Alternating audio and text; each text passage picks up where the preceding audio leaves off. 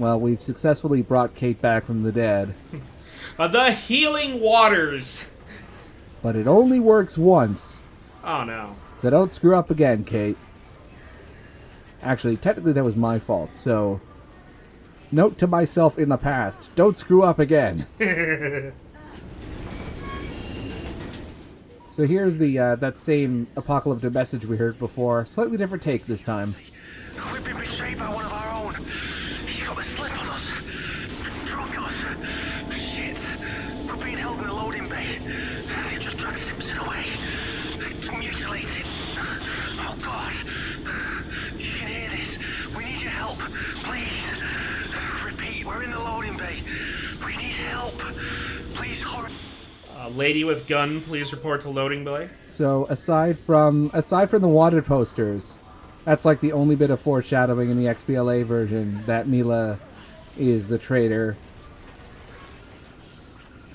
And even then, it's heavily implied to be male. Whoever's in charge of this health and safety like around here needs to be fired. Take it. Really, Scoot, we made that joke 2 videos ago. Get with the program. Fire Scoot, hire us. It's so disappointing. Both Scoots are betraying our senses of humor. So, unfortunately, you'd think there would be a puzzle around, given that there's a CCTV here, but this is just a scripted event. You have to wait for the glass to break. And then you can go through. You just sort of have to, like, roll through that fire jet there. Whoa. Everything coming at you. Yeah, this is pretty chaotic. This is also one of the few maps in the original where they actually color-coded the pipes. And finally, we got some semi-auto rounds. The gun is now a gun. Yes, finally. It only took like 2 videos for for it to catch up, and this is also where the frequency key is in XBLA. Again, in the worst possible place, design-wise. It's like almost every choice they made that didn't relate to water in XBLA was probably the worst one. Oh, that's a schlep.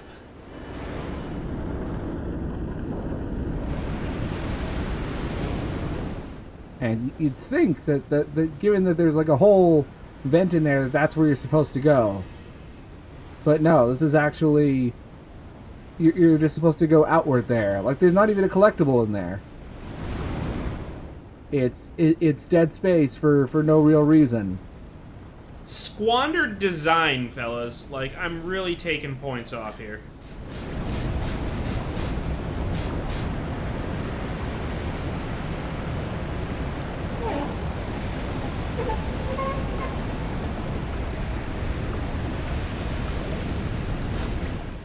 Alright, so I guess I can take the opportunity here to talk a little bit about some of the ways that they we've already talked about the ways that they could not handle criticism dug into digital, but now once they've sort of licked their wounds and decided that, you know, maybe their precious baby had some serious flaws, they actually had some pretty ingenious ways of getting around to fixing their mistakes. And the big one that they did was they knew that, you know, they've been working on this game for 4 years, and they knew that they would not possibly be able to have like an objective viewpoint to be able to fix the mistakes. So, but they also knew that they had real trouble, you know, reading critical reviews. So instead, they took all of the reviews they had and they compiled them into algorithmic data, essentially. They looked at every positive and negative review, looked at where they were positive and where they were negative, and put it into a spreadsheet. And so they prioritized all of they prioritized all the negative areas and put a little bit of effort into polishing the positive ones. And they took that data And that was what went into Pure, which was the 4 megabyte patch that was put in 4 months after the initial release on Xbox Live Arcade. And that received pretty significant praise from a lot of the game's biggest detractors. So suddenly the detractors had a game that they could play. Yeah. Like, there's a Eurogamer thread from, circa 2010, or sorry, 2011, where, your opinion was going pretty quickly from, this is the worst trash I've ever played, to, hey, I actually recommend this game now, it's pretty cool. And that was on Pure. This is not even talking about the remake. This is just from, the patch they put out for XBLA. And 4 megabytes made a difference. I don't want to say all the difference, but a difference. Yeah, all the changes they made were technical, and there was all revolutionary ideas like mapping the jump button to A instead of Y, and using the left trigger to aim. But also things like AI, positioning, things like AI perception, damage feedback, putting in the oxygen meter, that sort of thing. So most of their negative feedback was, have you bastards played Resident Evil 4? Yeah.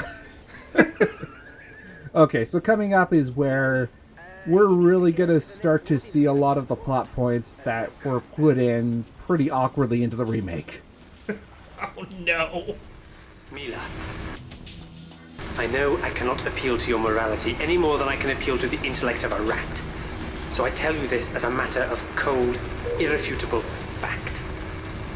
You believe the device in Electrocorp is capable of deactivating the failsafe algorithms embedded in our nanobots. You are correct. What you do not understand is that without these failsafes, the nanobots will view anything they encounter as a valid source of purification, whether it be oil, seawater, or blood. If you continue down this path, you won't have your genocide weapon. Instead, you will unleash nothing less than total Armageddon, and you will be consumed as surely as the rest of us. The antidote you have stolen is only effective while the failsafes are in place. If you deactivate them, it will become useless. I implore you, stop this madness before it's too late. Oh God, Kate, that's it. The Malthusians don't want to destroy Nanocell's research. They want to turn it into a weapon. If Morton's right, if Mila has the only antidote. So, in one speech, they just introduced fucking nanotechnology out of nowhere. Oh my god. I get a feeling like this was part of the plot all along, but they were going to introduce it later, like in maybe a sequel or in one of the later level packs. Because this game was going to be episodic. The original version of Hydrophobia was episode 1. As we'll be seeing later, the ending in the original game is pretty abrupt. And intentionally so.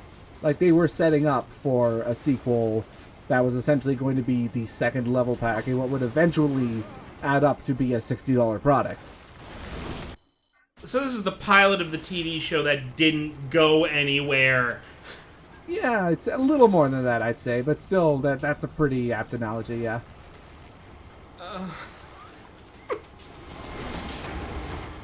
I mean, the plot does get pretty dumb in XBLA. No nanotechnology, but it is still pretty dumb.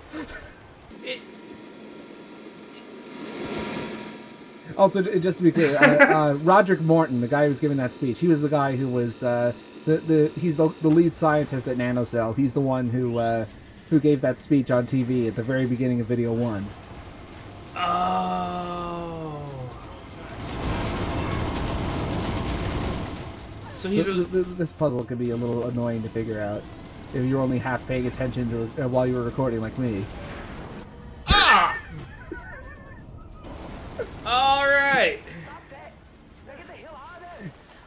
You can't plan comedy like that. I mean, come on. Spectacular physics engine, folks. You've got to clear the elevator shaft. Sorry, Kate, we ran out of apostrophes. Our subtitlers are working overtime trying to get extra punctuation in there. All right, so here's how some of the underwater combat works. It's pretty fun in the original. It's all right. It's not as fun as it is in Prophecy, but it still works. It's probably the most fun you can have in the original. It works a lot better when you are fully underwater. Yeah. We'll be seeing some fights later.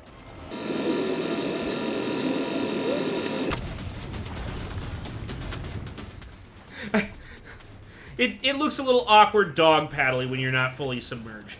Yeah, it's a lot. The strafing and everything like that, it works a lot better when you are fully submerged. Okay, so we're here to rescue Billingham's men. And Billingham appears briefly in the ending in XBLA. At Prophecy, he does not appear again. Also, I found this guy stuck halfway through the floor. What? This is in the XBLA version. He was having a lot of fun with the underwater combat. Also, there's a console over there. That is a reused asset from an objective in Act 1 that was cut.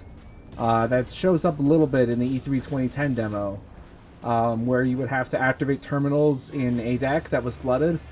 But yeah, that objective was eventually removed from the final game. I'll have to track down the video of it, see if I can put it in here. Do you think they cut that for pacing, or? Oh yeah, definitely. Yeah.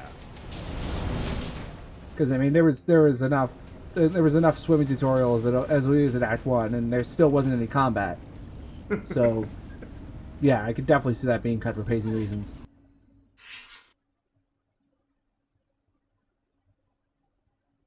Okay, Kate. Keep moving. Oh, there's that frowny face again. And now, for some reason, the Malthus documents are actually working. I still don't know what happened with those other Malthus documents for Video 3. I gotta wonder, like, those little save the world, kill yourself things, like, did the terrorists just sit down for, like, a week in After Effects making those things? Like, no. How did Mila commission those? Did she have to go online to find someone willing to make that for, like, $30? I don't know why I'm making this, but I mean, making money on Fiverr is making money on Fiverr.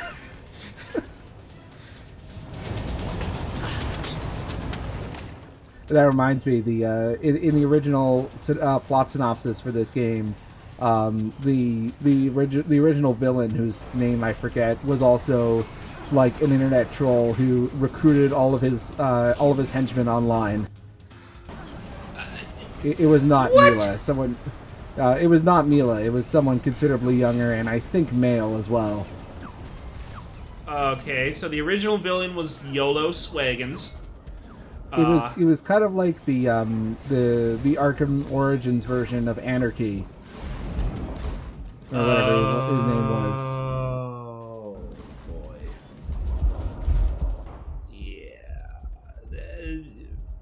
They needed to hire a writer. I'm just gonna say it. Mind you, I don't mind Mila too much. At least in the Prophecy version of Mila is pretty decent. Also, here's where the combat gets really underwater combat gets really fun. We actually have some.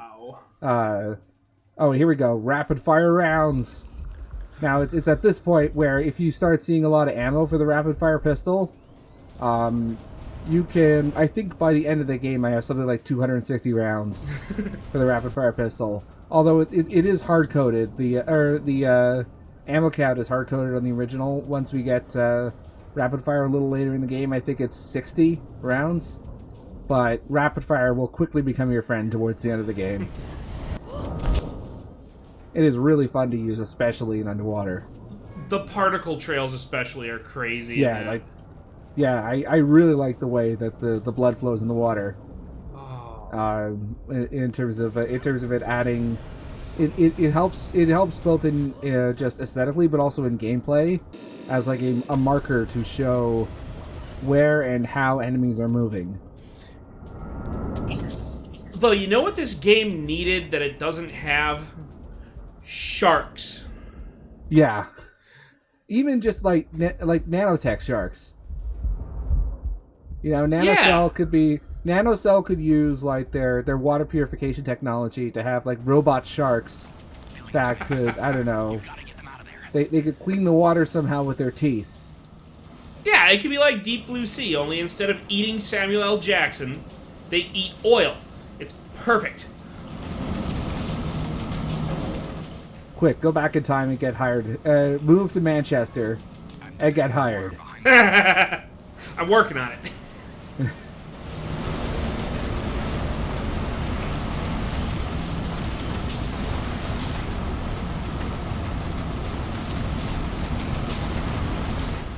Alright, took me a while to figure out what was going on here, because there's a new puzzle that's not in the original that I was kind of confused by. Yeah, not immediately obvious. But this is a tutorial that is meant to introduce us to the concept of using objects as cover. So you can grab an object with the E key and sort of put it in front of your face and use it as floating cover. But the thing is that you're not meant to take objects out. You're meant to put them in. And it took me a while to figure that out. Oh, this is a Half-Life 2 puzzle. Yep. Oh. These sneaky physics boys. Yeah, and we will be seeing this used in combat a little later. It's actually pretty cool.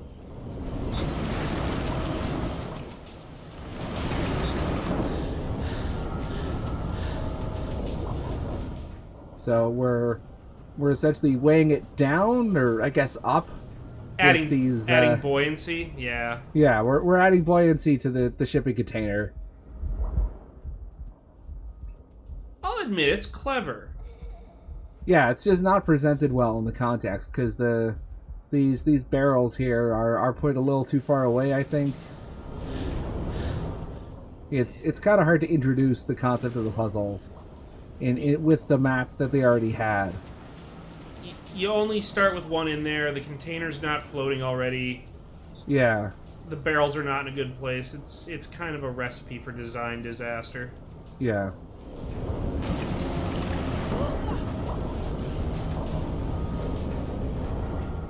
Oh, there we go. Okay, almost there now, Kate. Just need to find The a... way through and get the ciphers for the shuttle plaza. Then we can finally get you off this deck. Oh, promise? Yeah, so this map here is just a regular sort of swimming section in the original. Also, I got the mermaid medal. I think it's for swimming 10 kilometers in total. Okay, the awards are pretty good. I don't know what the hell was going on there. I thought you drowned. I thought I drowned too, but apparently the game disagreed with me. But in XBLA, in Prophecy, they turned this section into another firefight. This time you can use pieces of floating cover, like we had in that tutorial. Oh, well done. This is actually a pretty fun area, if you can manage your oxygen properly. So I should probably also mention here, since I've gone through all the footage, I've edited all the episodes already, I thought that the game would eventually address the question of certain things like the crying and screaming you occasionally hear when Kate starts to drown, but I had forgotten that it never gets addressed in either version. So might as well address it now. So Kate is not hydrophobic; she's aquaphobic. And the reason for that, if you remember at the very beginning of the game, she had that sort of nightmare with the kid jumping out at her. Yes. That is her sister Jenny, Shit, Kate, the Malthusians. who drowned in an adventuring accident. And ever since then, she's been afraid of water. She took on this job as a way to combat her aquaphobia. Okay, she's doing a bang-up job. So even though I'm here, Just leave now. I'll be right behind you. Listen to your boss. There's a cipher in there, and that'll get you into the shuttle proper. You need to find it. Yeah, there's a bit of extra dialogue that was cut in the original. But this fight in particular is an absolute nightmare in the original, because there's just... It is simultaneously too open and not open enough. Because it's like there's a lot of horizontal cover, and yet nowhere near enough vertical space to work with. It's really hard to describe, but it's just... I went through at least 8 or 9 takes trying to get something decent on this, and it's just... It's just not fun to play through at all. It was no problem on Prophecy, but it's just because of how the original game controlled. It was just awful. Yeah, it looks a little tight.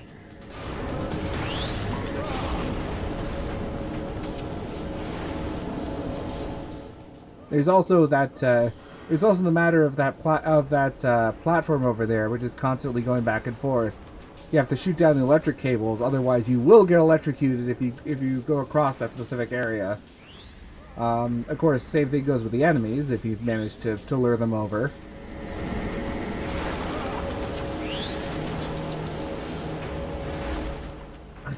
I swear that's from one of the Mega Man X games. That charge sound. That charge sound.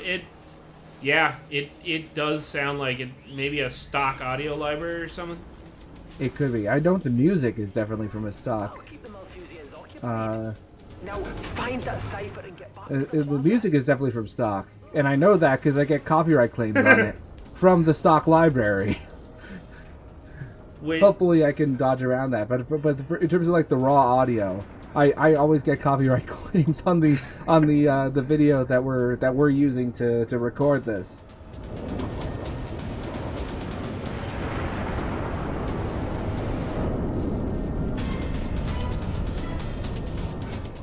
Anyway, we saved Billingham's men. This is how Act 2 ends, kind of anticlimactically.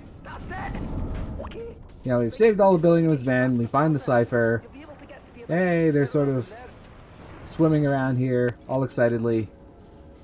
But, meanwhile, we've got this, a little extra surprise here. More plot. More plot, you say? To end things, with, for Act 2. Oh, I should also mention, that's another thing in Pure. They got rid of the charge limit on the LP4 on the Sonic rounds. So they were listening on that. Good job. Yeah, like I said, there were a lot of improvements in Prophecy that started out in Pure. Really, this is just a refinement. A lot of the big changes came from level design and story. Most of the gameplay refinements were already in Pure. Oh boy. Well, frequency keys on the other side, and we've got all that precarious electric cable swinging on over there. A lot of garbage in this map. Oh yeah. Get that. There you go. Alright. Now we won't get zapped. I'll hand it to him. That's clever. Like, annoying as hell, but yes, it is clever. I feel good, though. It's like the game, in both versions, the game is just starting to pick up right about here. Now, we got energy rounds. Basically, it's an AoE round for getting environmental bonuses and having enemies affected by them. So, like, if they're just out of range of, say, a gas attack or anything, it's a way to sort of connect them a little easier. Oh no, Nanocells purification tech. Morton was right. Kate, if they get those nanobots off the ship... Keep moving! Stop right here. Williams, man! Contact! Williams, man! Take cover!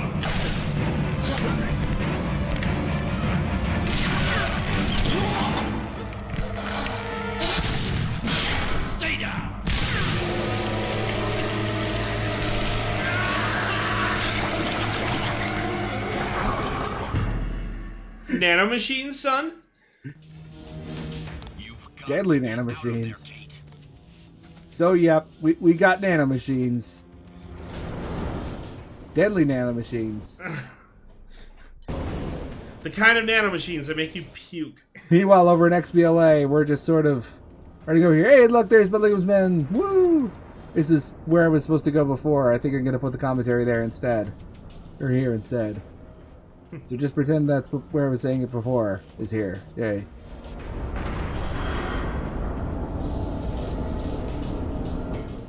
And you just sort of go over to the next area, find the cipher, and it just sort of ends really anticlimactically. But Act 2 is going to keep going a little bit. Just a little bit more. So yeah, that's the end of Act 2 at XBLA. But on PC, we got one last crazy cutscene. And we got Avatar shirt and pants. Hey guys, remember avatars? I still have mine. I might. I should give mine the Queen of the World shirt that I unlocked. There you go. Let's get some use out of this LP. All right, here we go. Here's the next crazy cutscene. In like 5 seconds.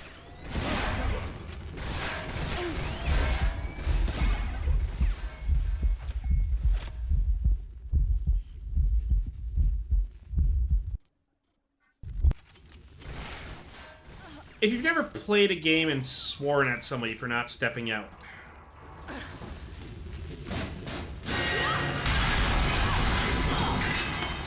Kate, what's happening? Talk to me.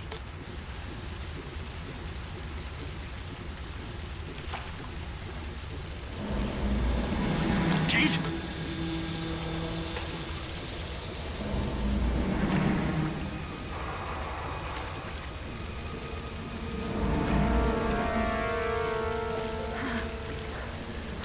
Scoot, are you there? Of course I'm here. Are you okay?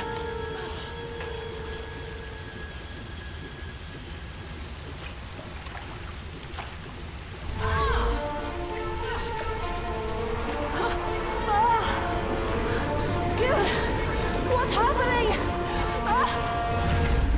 Katos, mother of boy! And that's how Act 2 ends in the PC version.